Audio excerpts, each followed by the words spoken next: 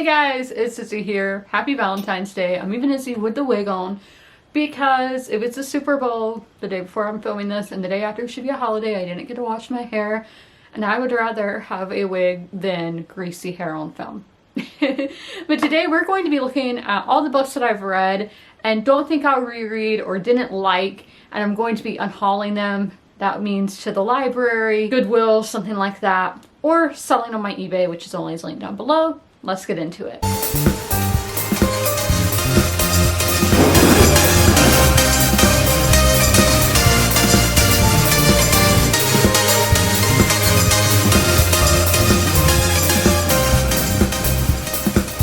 I will be doing a video with all the ones that I haven't read because there are quite a bit of those as well, but I just wanted to keep this short and not be hours long. So again, all the books that I'm showing you today are books that I have read. The first book is In Bed with the Tudors, The Sex Lives of a Dynasty from Elizabeth of York to Elizabeth I by Amy License. So this is a non-fiction about the Tudors, obviously, and I read it, I learned the stuff, I know it. I don't need to learn it again, and I know there are a lot of Tudor lovers out there, so I am sure somebody else will enjoy this book. And it looks like it's in pretty good condition. Oh, I see a little...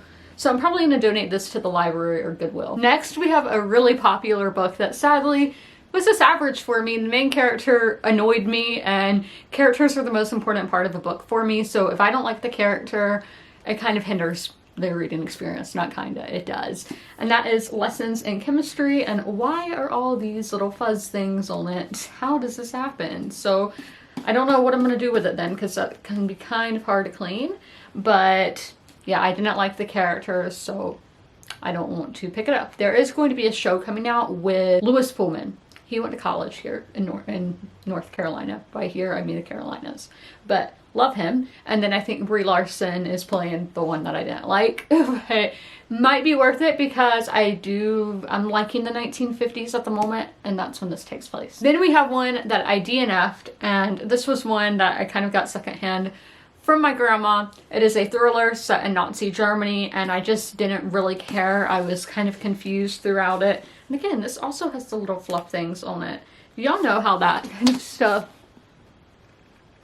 how to get that off of books. I don't know, but this one already has, because as I said, I bought it secondhand, so I'm probably just going to end up donating it again to another thrift store. A common theme we're going to see in the next unhaul video is young adult fantasy. It's just not for me. Every time I read it, I'm like, I've read this before, even though I've never picked up this book, because they're all so similar. So this is A Candle in the Flame by Nafisa Azad. So this book basically just had a big snap in the middle, and the characters, it was like completely different characters from the first half. It was so strange. And I think I'm going to sell this one. It looks like it's in pretty good quality. So if you guys would like to buy this from me, be sure to follow my eBay account. We have Lady Sunshine by Amy Mason Doan. This was fine. It was like any other 1960s, 1970s. Daisy Jones and the Six really made people write a lot of stuff like that. And I honestly just don't see myself picking this up again. Now we have one that I really didn't like, and that is Leave the World Behind by Rumen Alam. This was a thriller that was honestly so weird and vulgar. Like, the author made like really basic things as sexual, and I'm like, why? Is he trying to be edgy? I don't know. I hated that. We have another thriller. I went through this time last year where I could not get into a thriller, so there's gonna be several thrillers here. And that is Haunted Ground by Erin Hart. This has a really cool premise, I guess, because we're working on a like ancient case. These, what are they called? Archaeologists? Yeah, they're, oh, pathologists. So pathologist and an archaeologist. So we're working on that, and then we are working on like a current crime as well. So it's going between those two, and then an Irish setting is really cool, but it was really like dragged out. And I hate when books are dragged out. Now we have a booktube favorite, and that is Bunny by Mona Awad. A ton of people love this book, but it was not for me, just too confusing, and I was like, what did I just read? We have The Night Manager by John Le Carre. It was fine. Spy novel. I guess they're spies. I would say the guy was a spy, but not for me. I'm not really interested in that. I like watching that kind of stuff on like shows and films, but for books, especially books over 500 pages, no. We have A Flicker in the Dark by Stacey Willingham, who's actually a local author.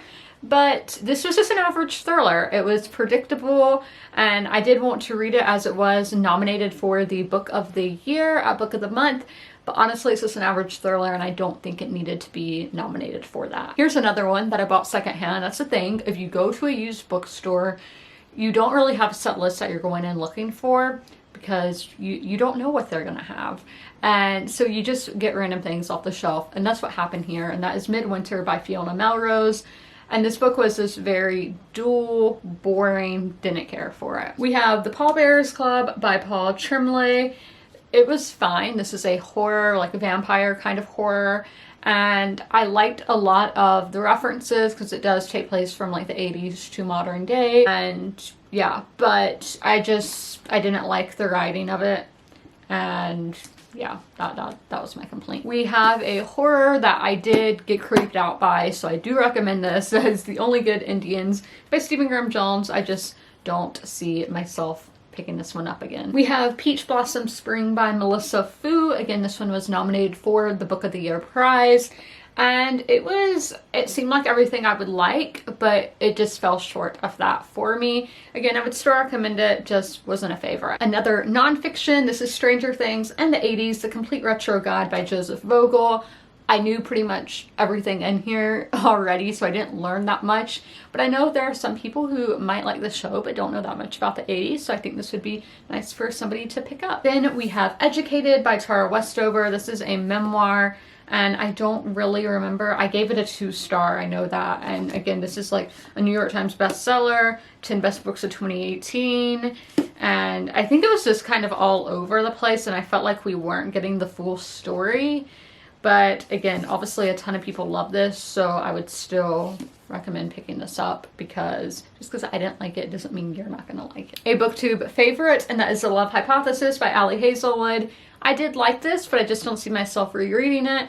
It is, do y'all know which couple this is based on? Let me know in the comments if you do. We have Circe by Madeline Miller.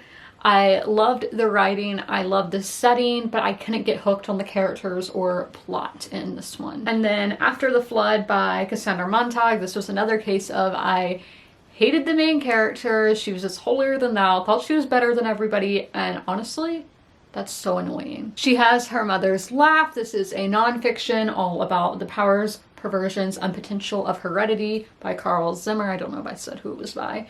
But this one is, I learned a ton from, but a lot of it did go over my head.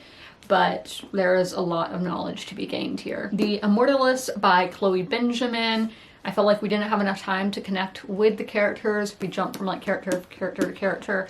And I honestly didn't think we got to know them that well, so they weren't that important to me, and especially the male characters. The female characters were fairly well written, not extremely, but the males were just one-dimensional. And then we have some books that I've read this year. So we have Years by Laverell Spencer. Y'all know this book nearly killed me. It is the slowest burn romance ever. It just took me forever to get through, but I know some people love that, so somebody might enjoy this. Then we have Electra by Jennifer Saint. I liked it, but I wasn't completely gripped by it. And then we have Batman, The War of Jokes and Riddles. This was really good, but I don't see myself continuing this year, so I am going to be giving this one to my dad. That's opposite of these other books I've talked about. Yeah, and some of these I am gonna ask like my dad and grandma, hey, do y'all want any of these books? They get first place, and then to the other places. And if the books on my eBay don't sell, then they do end up going to the library or Goodwill. I hope you guys enjoyed this video. As always, comment, rate, and subscribe. And if you made it all the way through, leave a bat emoji in the comments below. Don't forget to ring that notification bell to be notified when all my videos go live. I'll see you in the next one. Bye!